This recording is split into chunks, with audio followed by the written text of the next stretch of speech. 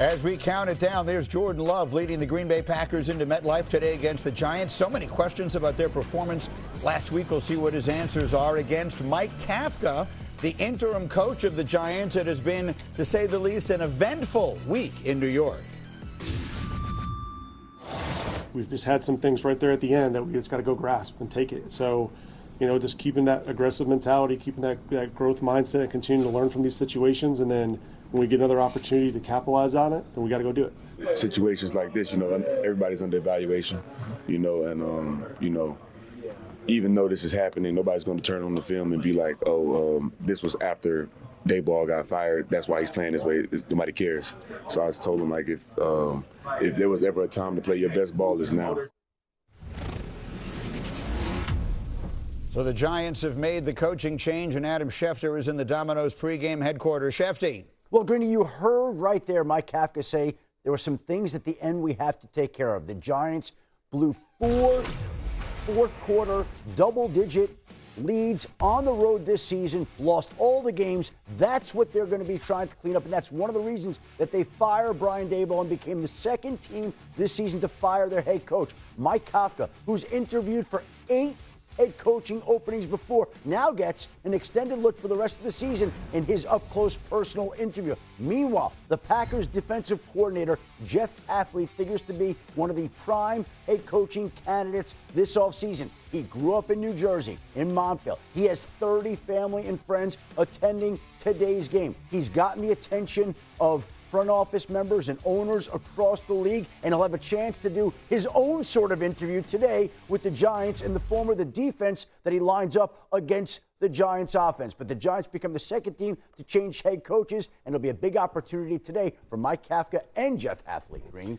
Absolutely. And for a lot of reasons, I think that this Giants job will be one that is very attractive for all the potential head coaches out there during the offseason. And there are 2 reasons why. Jackson Dart.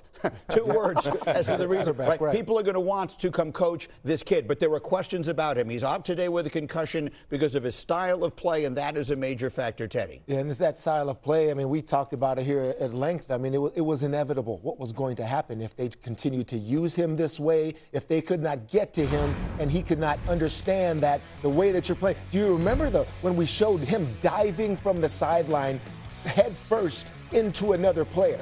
Head to head. I mean, it's like you don't last. Black and white. Defensive players lift more weights than you do. Okay? I mean, that's just the thing. We're stronger than you are. Every quarterback. I mean, Cam Newton was a big one too, but he ended up taking a lot of hits. You take these shots, you end up in the tent. This is what happens if you don't know how to manage a quarterback. You understand what Daboll was doing? I like Dabes. I was with him. Great coach. But, man, you put this guy in harm's way too many times, and Jackson isn't realizing how to play the position in the National Football League. It's very collegiate is what it was, him trying to take on defenders. It doesn't survive. Yeah, listen, there's an art to learning how to run in the NFL as a quarterback, and I don't think anybody's telling them that the Giants shouldn't run Jackson Dart when he's back out there. This guy's a phenomenal athlete, and his legs will always be a threat for him. But really, again, it's something you just have to go through as a young quarterback. I will never forget. Listen, I ran for 1,000 yards in college. I get to the NFL, and in my second career start, I remember the huge wake-up call. We're playing the Redskins at that time, and it was like, oh, my God, these guys aren't just trying to tackle me. They're trying to kill me. Like, these guys are trying to get me out of this football game. Like, LeVar Arrington, Sean Taylor, like, every time I had the ball, it was like, there go Arrington out, right? And again, this is, again, something you just have to go through. And Jackson Dart will learn from this. And you think about the great runners in the NFL right now that are so good at this, right? Lamar Jackson is so phenomenal at not taking big hits. Josh has really learned this really well in key opportunities, running the football, not taking the big hit. The thing for me when I look back at last week when he got the concussion, they were up by 10 points in the third quarter. Yeah. Right? Like, we don't have to continue to go to the well of calling his number in the run game, right? We really need to be better at picking and choosing our moments to utilize him. Why don't you go down there? I don't know. I ask myself the same thing. To me, it finally happened. All of this talk about the Giants, how they had us up and down as analysts, as fans for the Giants, it was a good thing to see. Then Scatterboo gets hurt. Mm-hmm. So now the question that the Giants fans probably was saying, do not get Jackson Dart hurt. The most designed runs in the National Football League for your quarterback, the Giants had that. Daboll was designing the most runs with this young quarterback, and by getting him hurt. You know, going into the blue tent, I talked about this man was fighting for his life. But now, like, let me get back to what I'm saying. You got the baby hurt. And when I say baby, that's the Giants organization. That's their baby. You got the baby hurt. So now you got fired. Well, so you heard Burns talking about if there's a reason to fight, let's just continue to fight. That's one thing that I took from that, and I want to see what Jameis Winston is going to bring to this Giants team, see if he can uplift them. Well, all of us are watching it, and one of us said that, hey, that might have just done it. Yes. That might have got Brian Daboll fired right there. And because, look, that has nothing to do with the quarterback learning how to protect himself. Yeah. Design runs, you're telling him to be a running back. All right? That's different than a quarterback scrambling, leaving the pocket, learning how to protect themselves. When you run a design run, you expect him to run the ball like a running back. Yep. And so that's it. Look, I hate that Brian Daboll got fired and we're putting an interim guy in there. I hate that interim head coach deal. But last night, Alex and I were talking about it.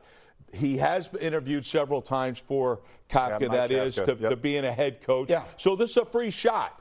All right, if it hits and all of a sudden they start winning and world beaters, great, he keeps the job. If not, which I expect, that they're not going to do anything. And look, part of the reason why Brian Daboll's sitting right here, you guys talked about it. He went 4 games, you're up by 10 points in the fourth quarter. That's a great thing. But a team thing is this, closing things out. It's not only your horrendous defense, which, by the way, is the second highest paid defense in the league. It's the fact, who did you bring in to run that defense? Uh-oh. All right? And so, quite honestly, that's it. All right? You bring in a college guy with a lot of college experience, that's a mistake. All right? But that's a team thing. You got to be able to close out games. We call it a 4-minute offense. You got to learn to close out games on offense as well as defense. So we'll see if they do. They certainly didn't get that done. Shefty has one further thought for us. Shefty. Well, Greeny, the belief around the league is that the Giants did not do Jackson Dart any favors. They called 5 quarterback runs for him last week, one after he came out of the blue medical tent to be evaluated for a concussion. But there's also blame on the other side as well. There have been people inside and outside the Giants organization this past week that have been talking to Jackson Dart about getting down, about getting out of bounds, about sparing his body. And the best way to help his team is not getting the extra yard or two, but to make sure that he's okay to play the rest of that game and the weeks to come. And so it goes both ways in the feeling of people across the league. And that is why the Giants are at where they're at today. Absolutely. And I'll just say it again. Between Jackson Dart and Malik Neighbors and a lot of good young players on defense, that's a job a lot of people are going to want. Meantime, it's our favorite time. Put the picture up. Here we go. Can we name that quarterback? Everyone got a good look? Which one is it? Oh, I got fishing? it. Oh, yeah, I got that. I got that. The fish? Teddy's got it. I got that. The answer's next. How do you have that? I know who that is.